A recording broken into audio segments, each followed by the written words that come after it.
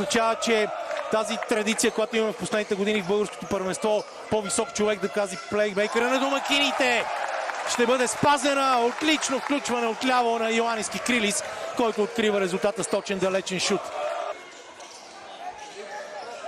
Отново Кикрилис и Рамзи. Виждате колко високо излязо Халил Милър за заслон. Това ще бъде, може би, едно от основните неща за двата отбора. Сега Кикрилис с брилянтно подаване към Халил Милър, който беше оставен сам.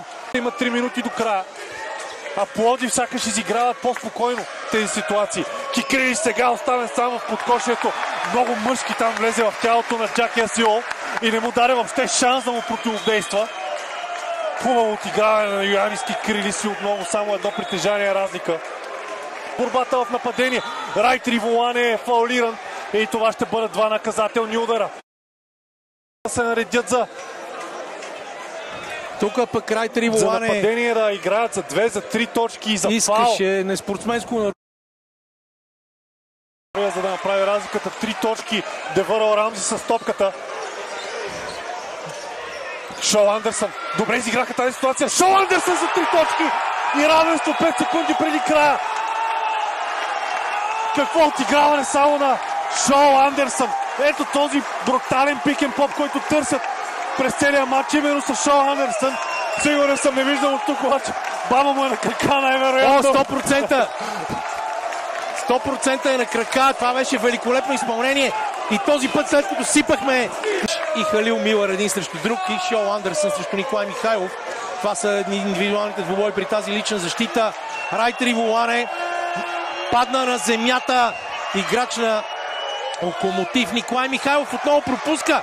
Навиждана битка. Райтер Иволане към Васил Бачев. Кикрилис едва сега се изправя. И въпреки, че играха 5 срещу 4, въпреки, че играха почти цяло нападение с 5 срещу 4, не успяха, играчите на Академик пропуснаха 3 отворени стрелби. Взеха борба в нападение. Проблеми за Йоанис Кикрилис, който въпреки всичко се изправи, опита се да се върне в защита, но сега след сигнала даден от съдиите 45 секунди преди края получава Райтер Иволане. Кемфилд. Добра позиция за стрелба. Пропуска Милър там с дефлекция към Йоанис Кикрилис. Това е нарушение. И това е всичко. И това трябва да е достатъчно за Локомотив Пловдив, за да си подпечата успеха в първото дерби от 1961 година насам. Първото баскетболно дерби на елитно мъжко баскетболно ниво, естествено. Какъв спектакъл, каква драма. Определено мога да кажа, че това до момента е мача на годината. Според мен, уважаеми зрители. Определено това е мача на годината в Националната баскетболна лига. Първият мач с продължение. И спомняйки си това, което ти каза в началото за статистиката в двубоите между 57 и 61 година на миналия век, това ще бъде третата победа за Локомотив срещу Академик. Да не избързваме, станахме свидетели на кой знае какво. Йоанис Кикрилис пропуска от наказателната линия.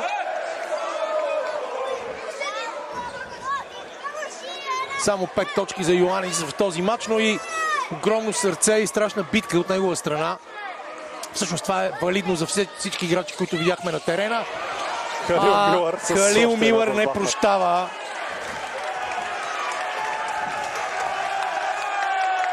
Шестнайста борба за него в матча. След 22 в Самоков. И огромна радост по трибуните в зала Сила. Респект и за двата отбора. Наистина и направиха свидетели на един феноменален спектакъл. Уважаеми зрители, аз се запътвам към паркета Кедър да търся първи мнения след срещата.